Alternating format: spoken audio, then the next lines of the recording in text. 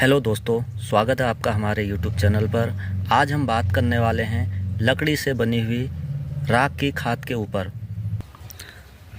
दोस्तों, वैसे तो खाद को बनाने के बहुत सारे तरीके होते हैं, जैसे पत्तों को, हरे पत्तों को सड़ाकर या सूखे पत्तों को जलाकर, या हम गोबर का ढेर लगाकर और वर्मी कंपोस्ट से भी खाद बना सकते हैं। इसके अलावा हम गोबर, लकड़ी और सूखे पत्तों को जला करके भी खाद बना सकते हैं। जैसा कि आप यहाँ पर देख रहे होंगे, ये एक बहुत बड़ा यहाँ पर ढेर बन चुका है, जिसमें हमने बहुत सारी राख बना ली है और अभी कुछ पत्ते लकड़ियाँ और हैं जो जलने बाकी हैं। इनसे भी हमें बहुत बड़ी मात्रा में राख प्राप्त होने वाली है। तो दोस्तों, यहाँ पर लकड़ी की खाद को किस तरीके से बनाया जाता है वो तो मैंने आपको बता दिया है। लकड़ी, गोबर, पत्ते वगैरह हम जला के इसको बना सकते हैं, या फिर हम खाली लकड़ी की खाद का भी यूज़ कर सकते हैं। अब इसको कैसे यूज़ करना है वो मैं आपको बताऊँगा। तो यहाँ पर मैंने सबसे पहले एक डब्बा रख लिया है और इसके ऊपर ये छन्नी रख ली है। तो छन्नी और डब्बा रखने का कारण ये है कि मैं इसमें जो है अब राख की खाद को छानूंगा। तो दोस्तों, यहाँ पर मैंने इस डब्बे में राख ले ली है, छोटे से डिब्बे में, और अब मैं इसको इसके ऊपर से डाल रहा हूँ। ये मैंने डबल छन्नी इसमें लगा रखी है, क्योंकि छानने से, डबल छन्नी लगाने से ये हो जाएगा कि ये बहुत आसानी से छनेगी, क्योंकि राख में बहुत सारे अवशेष होते हैं जो गंदे गंदे होते हैं। तो ये उस वक्त डालते समय इसमें बहुत प्रॉब्लम आएगी। तो अब देख रहे होगे आप, ये एकदम से छन गया है और सारी अशुद्धियाँ हट गई हैं। तो इस तरीके से डब्बे को चला चला के भी इसको छाना जा सकता है, क्योंकि राख उड़ती है और ये अपने ऊपर भी आ जाती है। ये देखो, सारी राख अंदर चले गई है। तो दोस्तों, अब आप यहाँ पर देख ही रहे होगे, ये मेरे हाथ पे राख की खाद है जो बिल्कुल बारीक एकदम मिट्टी जैसी हो गई है और अब ये डालने के लिए उपयुक्त है। तो अब कैसे इसका यूज़ करना है इस पर आगे बात करते हैं। तो दोस्तों, लहसुन और प्याज के पौधों पर जो है राख की खाद का यूज विशेष तौर पर प्राचीन काल से ही होता आया है। ये हमारे लहसुन के पौधे अब बहुत बड़े बड़े हो गए हैं, तो इनमें हमने पहले ही राख की खाद छिड़क दी है। तो इस खाद को हम लहसुन के पत्तों के ऊपर से भी छिड़क सकते हैं और हल्की मात्रा में भूमि में भी मिला सकते हैं, क्योंकि ज़मीन में मिलाने से कोई दिक्कत नहीं होती हल्की मात्रा में। और ये राख की खाद जो है लहसुन के जड़ों के लिए, इनके बढ़ने के लिए और अच्छी फलत के लिए बहुत ज़रूरी है। इसके अलावा ये पत्तों में अगर कीड़े हीड़े लगे हों तो उसके ऊपर भी डाली जाती है।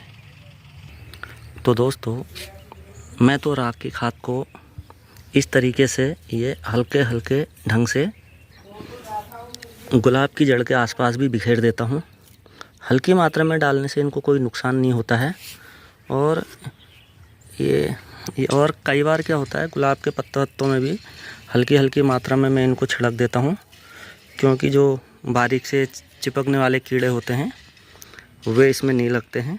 ये उनको भी मारने में सक्षम होता है, बट सारे कीड़े इससे नहीं मरेंगे। और गुड़हल में भी इसको डाल सकते हैं इस तरीके से। ये जो पत्तों में चिपक जाएगी वो कीड़े मारने के काम आ जाएगी, और जो मिट्टी में मिल जाएगी वे खाद बनाने के काम में आ जाएगी। ये देखो, गुड़हल में भी देखो, यहाँ पर ये कीड़े लग रहे हैं, ये दीमक पता नहीं क्या क्या है। मैं हल्का फुल्का इसमें भी डाल देता हूँ और दूसरे उर्वरक भी डालने होंगे इसके अलावा। तो दोस्तों, लकड़ी की खाद में, राख की खाद में अगर हम पोषक तत्वों की बात करें तो इसमें कैल्शियम, पोटास, मैग्नीशियम, फॉस्फोरस और सल्फ़र भी भरपूर मात्रा में पाया जाता है। लेकिन दोस्तों, अलग अलग अगर हम लकड़ी को जलाएंगे तो उनमें पोषक तत्व और खनिजों की मात्रा भी अलग अलग ही होगी, वे कम या ज़्यादा हो सकते हैं। वैसे मिट्टी की जांच कराकर ही लकड़ी की खाद का उपयोग होना चाहिए,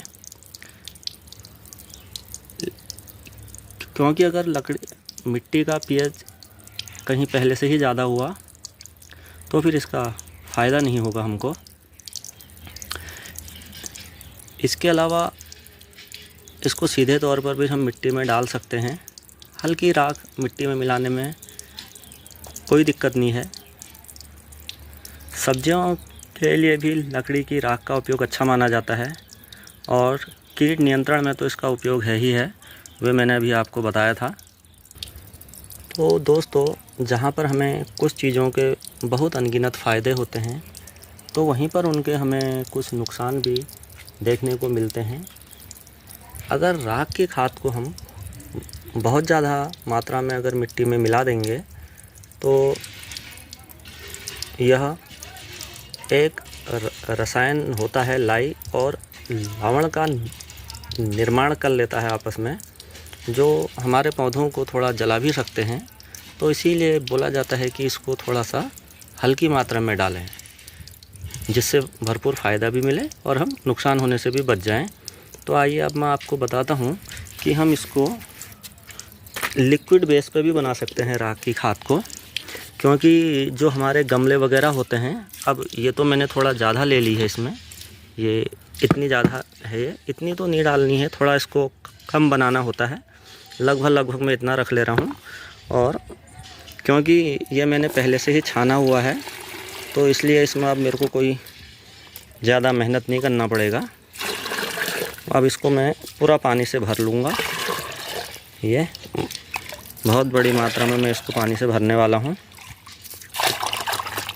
इस तरीके से। तो अब आप इसमें देख ही रहे होंगे, अब इसमें कोई भी अशुद्धियाँ नहीं है। हल्का फुल्का कोयला आ गया है, वो भी ना के बराबर ही है। तो ये बिल्कुल बढ़िया से छान के मैंने बना ली है। इसको आप जितना पतला बना लोगे उतना ज़्यादा अच्छा रहेगा, क्योंकि मैंने पहले ही बोल रखा है कि अगर हम भूमि को चेक करा के नहीं डाल रहे हैं तो मात्रा कम ज़्यादा हो सकती है लवण और खनिज पदार्थों की। तो इसलिए हमको इसका पतला घोल बना के डालना होता है। ये मैंने अभी भी थोड़ा गाढ़ा ही बनाया है, क्योंकि ये गमलों के लिए तो ख़ास तौर पर बहुत अच्छा काम करता है। क्योंकि 4-5 साल नहीं, लगभग 1-2 साल अगर पौधे हमारे गमले में एक ही मिट्टी में रह जाते हैं तो उनमें तो पोषक तत्वों की बहुत कमी हो ही जाती है। तो हम इस खाद को ऐसे थोड़ा थोड़ा पानी गुलाब को दे सकते हैं। गुड़हल के लिए भी ये अच्छा माना जाता है। ये गुलाब और गुड़हल मेरे एक ही जगह पे हैं। तो दोस्तों, गमले में लगे हुए पौधों में भी हम इनको हल्की हल्की मात्रा में मिला सकते हैं। ये देखिए, ये पौधा मेरा बहुत बड़ा हो गया है और बहुत सालों से ऐसे ही चल रहा है, तो मैं इसमें भी डाल दे रहा हूँ। ये देखिए, जैसे पौधे पीले हो रहे हैं तो इनमें डालिए। जिन पोषक तत्वों की कमी इनमें हो रही होगी तो वो भी नहीं होगी इनमें। और इस तरीके से मैं अपने गमलों में यूज़ करता हूँ इसका। तो हल्की मात्रा में जो है आप इनको अपने पौधों में डाल सकते हैं और फ्री की खाद का जो है आप आनंद लें।